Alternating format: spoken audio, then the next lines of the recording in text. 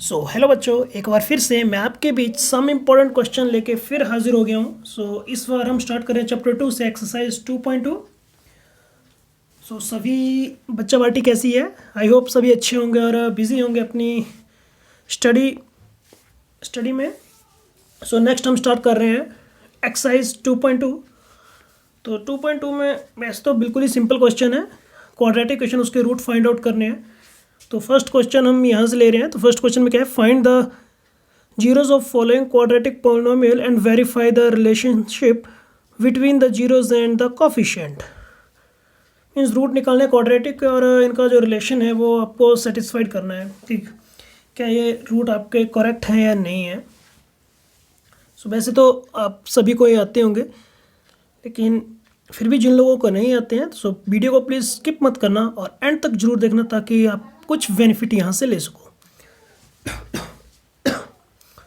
तो स्टार्ट करते हैं हम अपना पहला पार्ट है इस क्वेश्चन का, x² - 2x - 8। तो सॉल्यूशन स्टार्ट करते हैं हम यहाँ से। तो सॉल्यूशन हमें इसके रूट फाइंड आउट करने हैं। तो इस इक्वेशन को हम लिख लेते हैं पहले। हमारे पास इक्वेशन क्या है, x² - 2x - 8 = 0। एक हमारे पास क्वाड्रेटिक इक्वेशन है। तो क्वाड्रेटिक इक्वेशन में हमें रूट फाइंड आउट करने के लिए हम क्या देखते हैं, ये जो मिडिल टर्म है -2x, इसको हम 2 पार्ट्स में स्प्लिट करते हैं।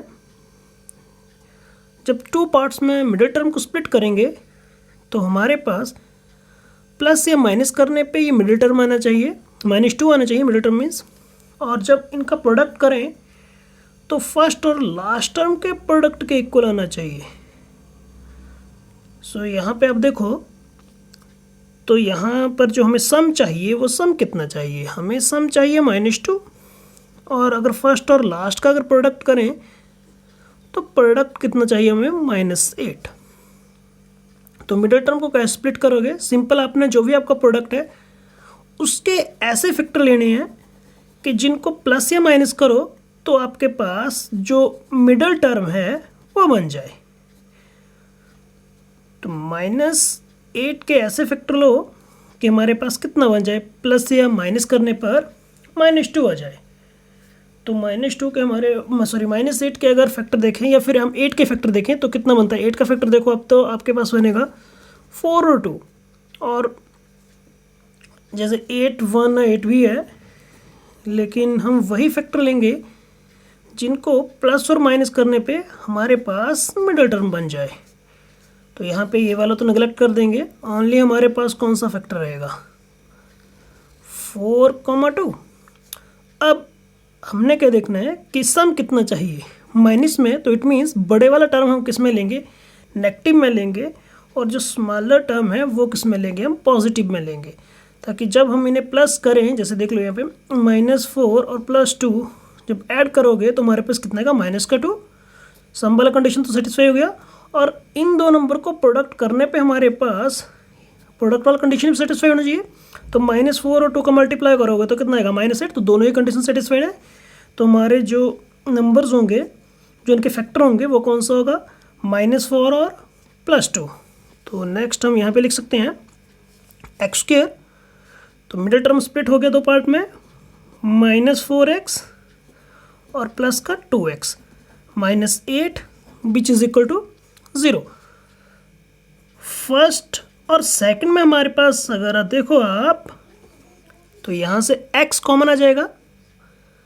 देन फर्स्ट में हमारे पास क्या बच गया बेटा, x। सेकंड में टर्म में देखो तो x तो कॉमन हो गया, यहाँ पे कितना रह गया बाकी, -4। अब यहाँ पे आ गया प्लस, इस टर्म और इस टर्म में हमारे पास 2 दोनों में ही कॉमन है, तो 2 तो हम बाहर निकाल लेते हैं। और फर्स्ट वाले पार्ट में हमारे पास बच गया x, और सेकंड वाले पार्ट में जब यहाँ से 2 बाहर ले लेंगे तो ये कितना रह जाएगा बेटा, 4 रह जाएगा पीछे। अब इस बात का ध्यान रखना, जब भी फैक्टराइज करो आप तो ये वाला फैक्टर जो रहता है हमेशा सेम रहेगा। अगर मान लो समटाइम आपने प्लस कर दिया और इधर माइनस आ गया तो समझ लेना यहाँ पे गलत हो गया है। दोनों ही फैक्टर एक ही जैसे रहेंगे। सो एक बार इससे और एक बार इसे इकट्ठा करके लिख देते हैं। तो यहाँ से बन जाएगा x+2 एक बार, और यहाँ से x-4। ओके, इट मीन्स यहाँ से कैसे हुआ, हम क्या करते हैं, यहाँ से x-4 दोनों में था तो हमने ले लिया बेटा कॉमन। x-4 दोनों में था तो हमने क्या कर लिया यहाँ से कॉमन। तो पहले वाले में फैक्टर में क्या बचा, हमारे पास x बच गया, और दूसरे वाले में क्या बचा, +2। इसलिए हमें डायरेक्टली हम ऐसे लिख देते हैं इसे। तो विच इज इक्वल टू 0। यहाँ से either this one factor equal to 0 होगा। तो यहाँ से हम बोल सकते हैं या तो x+2 इक्वल टू 0 होगा, या फिर क्या होगा x-4 इक्वल टू 0। तो x इक्वल टू कितना गया, -2, और यहाँ से आप देखो तो x इक्वल टू कितना जाएगा, 4। तो ये हमारे पास दो रूट आ गए, या हम बोल सकते हैं जीरोज आ गए। पहला आ गया -2 और सेकंड आ गया 4। तो x equal to -2, 4 are required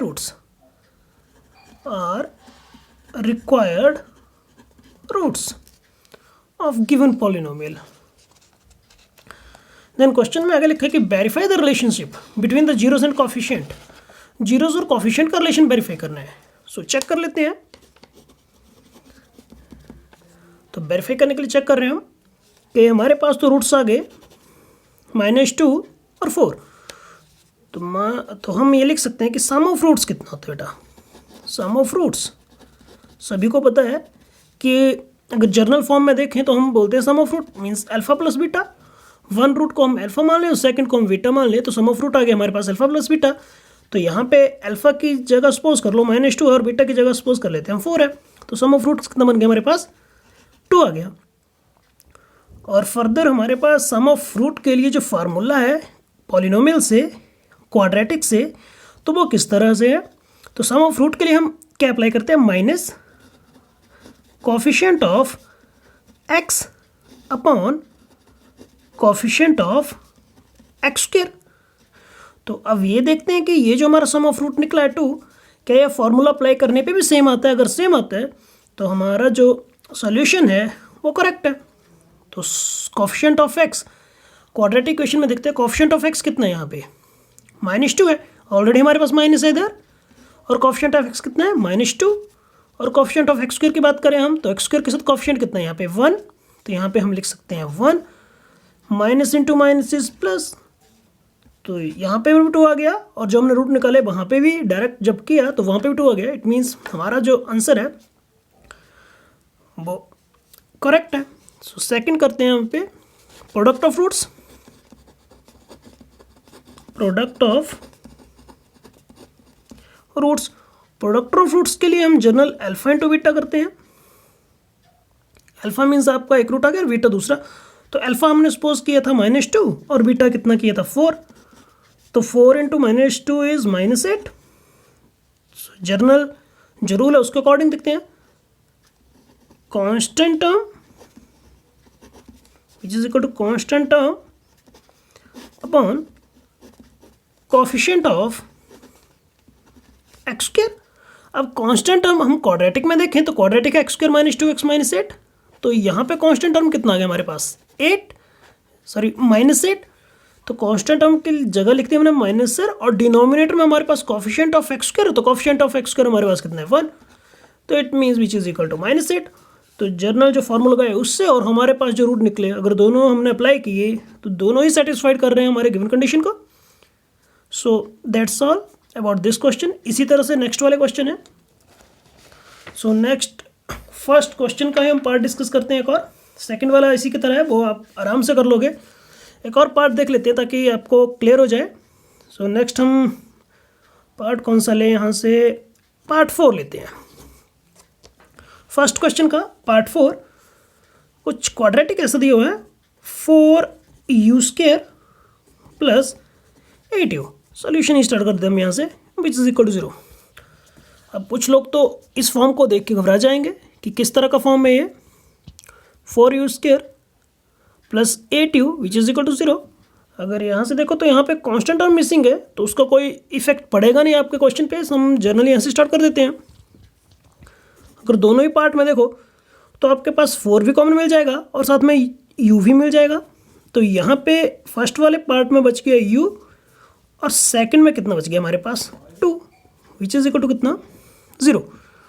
तो यहाँ से या तो 4u इक्वल टू 0 होगा या u प्लस 2 इक्वल टू 0 होगा। तो हम कर रहे हैं 4u इक्वल टू 0, तो u का वैल्यू तो 0 आ गया। सेकंड हम बोल सकते हैं u प्लस 2 इक्वल टू 0, तो यहाँ से u कितना निकलेगा -2। तो हमारे पास क्वाड्रेटिक के दोनों ही रूट्स निकल के आ गए। सॉरी, अब दोनों ही रूट निकल के आ गए। तो नेक्स्ट चेक करते हैं कि रूट हमारे सही है नहीं है। तो u इक्वल टू 0, -2।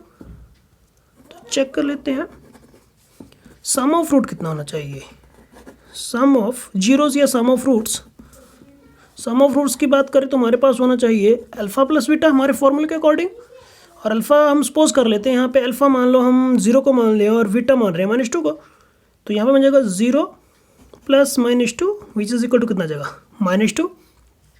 और हम फार्मूला डायरेक्ट देखें तो फार्मूला क्या है, minus coefficient of x upon coefficient of x²। तो कोफिशिएंट ऑफ x की बात करें तो यहाँ पे ये जो क्वाड्रेटिक है ये x में ना हो x में u में है, तो यहाँ पे हम u कर लेते हैं। तो कोफिशिएंट ऑफ u कितना है यहाँ पे 8। तो माइनस तो फॉर्मूले से आ गया और साथ में कितना आ गया हमारे पास 8 अपॉन कोफिशिएंट ऑफ u²। तो u² की बात करें तो हमारे पास कितना है 4। तो 4 2 8, तो विच इज़ इक्वल टू कितना आ जाएगा -2। तो ये वाला तो हमारा करेक्ट हो गया। देन सेकंड देखते हैं प्रोडक्ट ऑफ रूट के लिए। तो प्रोडक्ट ऑफ रूट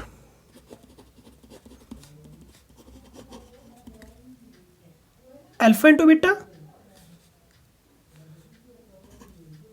अल्फा आ गया 0 और बीटा कितना आ गया हमारे पास -2। तो 0 इंटू समथिंग दैट इज 0। तो यहाँ पे अब करना चाहो तो हमारे पास सकता है कांस्टेंट टर्म और डिनोमिनेटर में आ जाएगा आपके पास coefficient of x²। Simple. Constant term की बात करो तो इस वाले क्वाड्रेटिक में हमारे पास कांस्टेंट टर्म है ही नहीं, इट मीन्स कि 0 है। तो यहाँ पे लिख सकते हैं 0 और 0 upon something is 0। So 0 upon something कितना 4 है, तो विच इज इक्वल टू कितना हो जाएगा 0। तो ये भी हमारे पास करेक्ट है। सो आई होप दोनों ही पार्ट्स आपको क्वेश्चन के समझ आ गए होंगे। सो नेक्स्ट भी इसी तरह से हैं।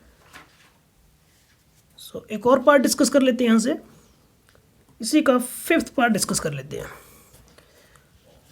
बहुत बार ये 5th पार्ट भी आपको एग्जाम में मिला है, सो इसको भी डिस्कस कर लेते हैं। तो 5th पार्ट है t² - 15 which is equal to 0। t² - 15 है, तो ये भी आपके पास एक क्वाड्रेटिक है। तो इसको हम कैसे लिख सकते हैं?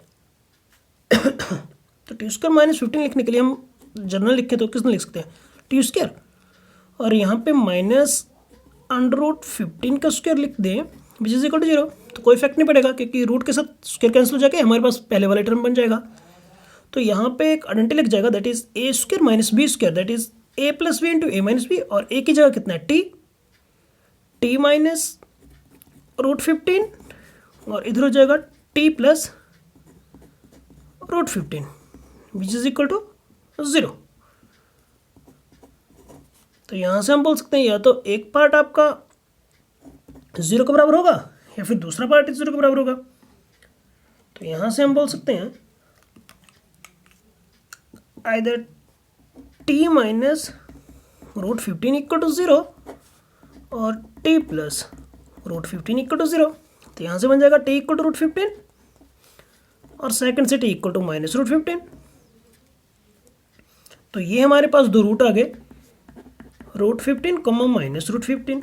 नेक्स्ट आगे हम सेम उसी तरह से चेक कर सकते हैं कि सम ऑफ रूट्स कितना होगा।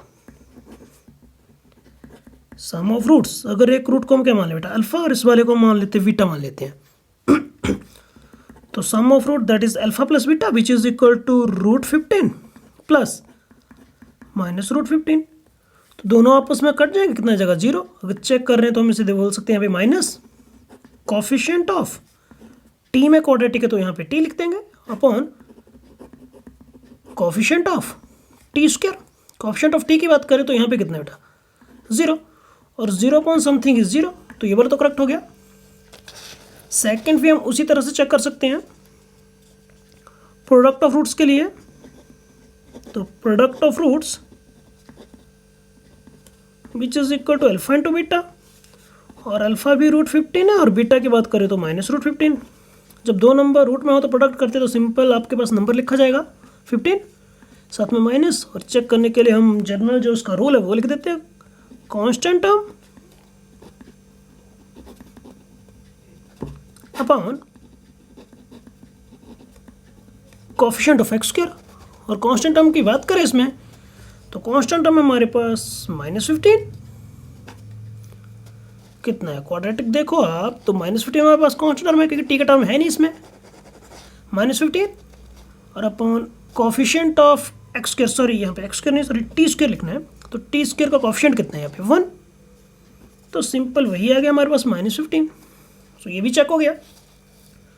सो आई होप जितने भी पार्ट हमने फर्स्ट क्वेश्चन के किए आपको अच्छे से समझ आ गए होंगे। अगर अभी तक जिस भी बच्चे ने पढ़ना शुरू नहीं किए तो अभी भी कर दो, अभी भी टाइम है।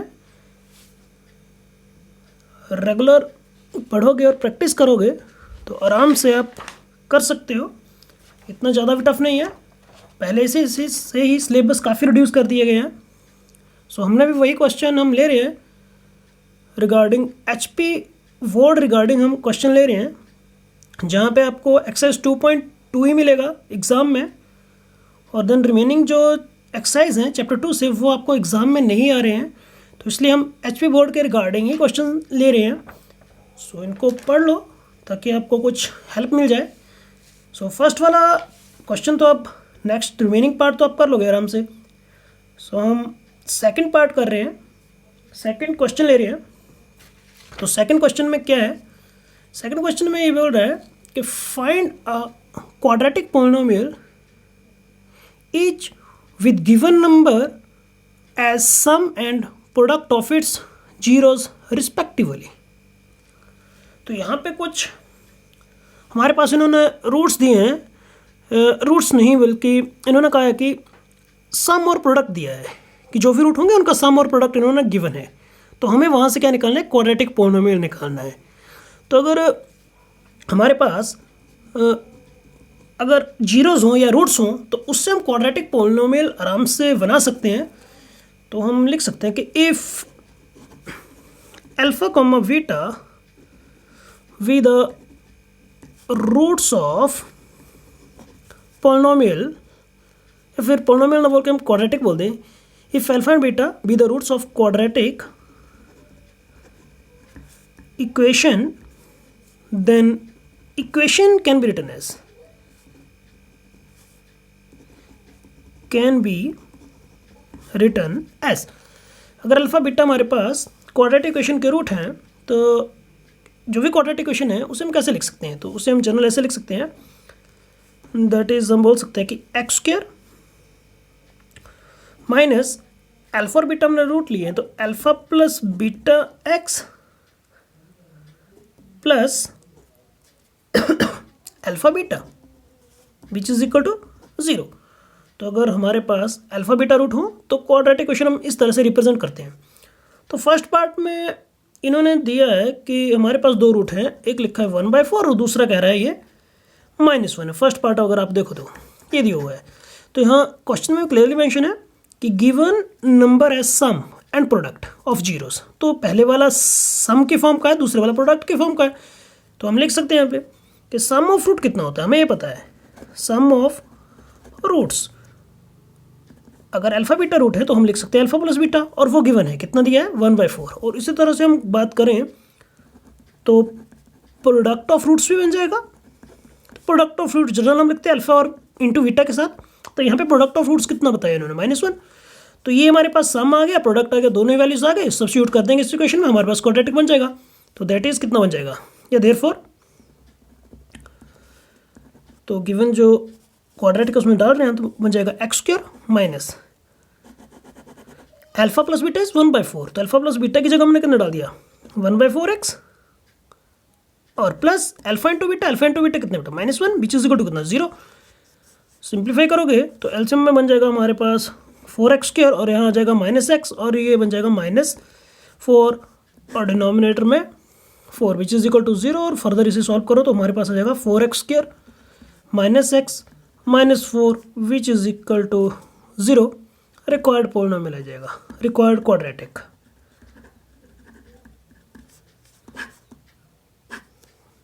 सो आई होप ये क्वेश्चन भी आपको समझ आ गया होगा। सो एक और क्वेश्चन इसी का एक और डिस्कस कर लेते हैं ताकि आपको क्वेश्चन में कोई डाउट ना रह जाए। दोनों ही जो क्वेश्चन है काफ़ी सिंपल और इजी हैं, आप भी आराम से कर लोगे। सो हम नेक्स्ट डिस्कस कर रहे हैं क्वेश्चन नंबर 2 का ही 6th पार्ट डिस्कस कर लेते हैं। तो 6th पार्ट में हमें सम दिया है 4 और प्रोडक्ट दिए के इतना है 1 दिया है। तो उस तरह से आप लिख सकते हो कि if alpha and beta the root of quadratic equation then quadratic equation can be written in the form of x² minus alpha plus beta x plus alpha beta which is equal to 0। तो sum of root यहाँ पे कितना है 4 और product कितना है 1। तो sum of root की जगह 4 भर देंगे और प्रोडक्ट ऑफ रूट की जगह हम 1 लिख देंगे।